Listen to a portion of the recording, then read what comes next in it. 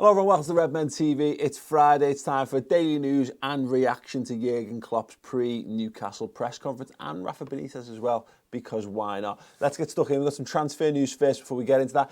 Alisson, Brazilian goalkeeper at Roma, as we well know. Fresh twist in Liverpool's move for the Brazilian, according to the Mirror. He's made Anfield his top priority by Football Spy, which sounds really exciting, doesn't it? Liverpool pursuit of goalkeeper Alisson has given a huge boost. There's the news that Roma, number one, wants to make a move to Anfield as top priority. Presumably, you know, not to stretch yourselves any further, but he's not talking about just moving to the area of Anfield. I mean, really affordable housing, largely brought on by the fact that Liverpool let the area fall into a managed decline, so they could buy up space to expand the stadium. No, I suspect it's because he wants to play for Liverpool. And then Owen Hargreaves says some stuff. If you care about what Owen Hargreaves has to say about anything, you probably follow him already. But he's got some quotes there. I don't care about them, so neither should you. Let's move on. Going to nip over to the Liverpool Echo next and have a look. They've got some quotes from Rafa Benitez's press conference, which is taken from @Lee_Rider. I could have gone directly, but the Echo are wonderful and they've collated this nicely for me. John Joe Shelby's not available. Slimani continues to work in the gym. Gale and Richie pass fit. Gale, always likely to be a possibility, in Richie, so we know that they're most likely to start up front, or at least Richie will start on the wing and Gale will probably start centre forward for the Magpies. He goes on to say, Rafa talks about game plan, we need to match them, we need to get the same intensity. Liverpool are a great team, so some lovely stuff. The main thing is to win the game. It will be all the best after the game, yada, yada, yada. Won so many things there and I enjoyed every minute. My family is still there. The connection is still there. And talk about stop and Salah. It's not just him. We need to control everyone. We have to play as well as we can and create the chances. Yeah, look, Rafa Benitez is always going to speak and glow in terms of Liverpool and the area as an adopted Scouser that he is. I hope he gets a good return. I hope we speak. He will. Look, it goes without saying. He will get an incredible reception from the Liverpool fans. That will stop as the game kicks off, because let's be honest, as much as we love Rafa Benitez, and there are a lot of people who don't, which I've never understood, we love Jurgen Klopp more, because I think Jurgen Klopp is, although he doesn't quite have the silverware in terms of the European silverware, certainly, I think Jurgen Klopp is actually weirdly an even better fit than Rafa Benitez, and Rafa Benitez was a magnificent fit for Liverpool Football Club. A little bit of, I say transfer news, not necessarily Liverpool transfer news, but Stefan De Vrij, long link with a free transfer to Liverpool. We talked about this. He's going to be leaving Lazio in the summer, but according to calciomercato.com, apparently Inter Milan have agreed a deal. He's given us okay to join in the Nerazzurri, having confirmed he'll leave Lazio and his contract expires at the end of the season. He turned down offers from the Premier League and Barcelona before deciding to stay in Serie A. The ball is now in Sunning's court as they have the final say on whether Inter finalise the deal to sign him. Walter Sabatini and blah, blah, blah, blah, blah, blah, blah, whatever. Are you disappointed by this? If he does, in fact, complete a move to Inter Milan, is that an opportunity Liverpool have missed out on?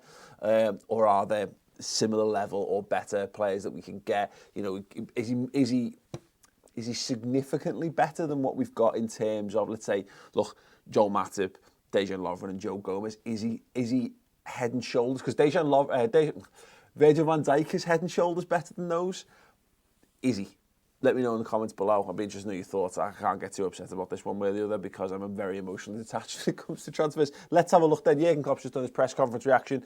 No, he's done his press conference and I'm doing the reaction. Loads of really interesting stuff. Talking about the issues that Liverpool face because of the cold weather that we've all experienced.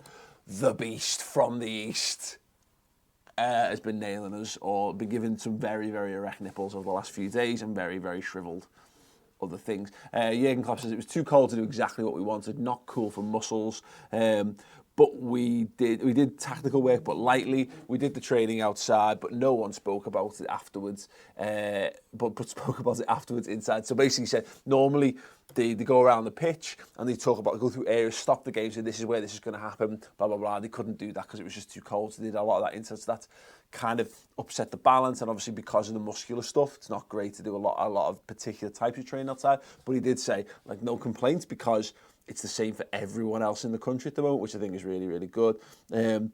Talking about Rafa Benitez, said the only thing I'm interested in is the Newcastle game. A Liverpool legend is coming. We've given him enough presents already in his time here. We need to be really focused. Yeah, again, he's talking about the fact that there's 2 leads we've thrown away against Rafa Benitez in recent games against them. So he's not particularly keen on seeing that be a regular thing.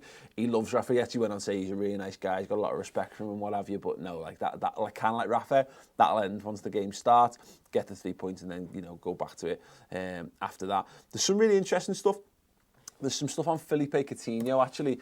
Ross has been collating these graphics and quotes. He says, when he didn't play, we had to do the job differently. I'm glad it's worked so far. What's really interesting about this, because he was asked about whether the level of the team's gone up since Coutinho's left, and what he said was, and it's something we've been saying, I've been banging this drum for a while, and we see this happen too much with Liverpool and with Phil Coutinho in the side. When the chips were down and we weren't sure how to proceed, too many players were looking to give Coutinho the ball because they're hoping he had an answer. And I'm largely paraphrasing what Jurgen says in the press conference, but something I've said myself since he left. And what he says as a result of that is that we've had to put the emphasis on other players in the team. Players have had to think for themselves a bit more. They've had to try harder. And it can be tough because things can fall down when you do that. When you look, to take a great player out of a side is a very difficult thing to do. But he talks about how pleased he is that the whole squad seems to have stepped up to the challenge, and I completely agree with that. I think that's fantastic.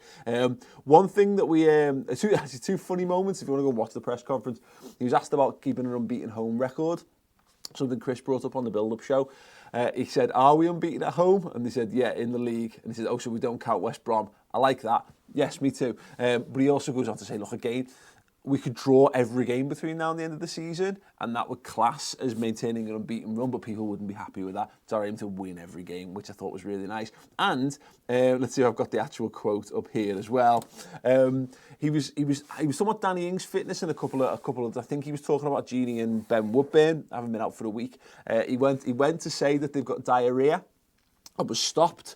And basically said, why am I not allowed to say diarrhea? And then he was told to say the runs. Effectively, as Ross has summed up there quite neatly, he's basically just told the press conference that Gini Wijnaldum's had the shit this week, which I'm sure you'll agree is phenomenal insight to how things happen behind the scenes at Liverpool Football Club. Yeah, so if you want to catch up some more quotes and some great stuff, we've got Joel Rabinowitz.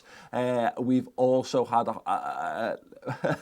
Sachi Dakrani, yes, and Paul Tompkins all writing guest featured articles on the website in the last couple of weeks. Obviously, we've said we want to raise the game at everything we do on Redmen TV to become the best at what we do. We're the best at certain elements, but let's be the best at everything. So if you're interested in seeing what we're doing there, some fantastic stuff being written, some fantastic podcasts, and some fantastic video content as well, all on the redmentv.com.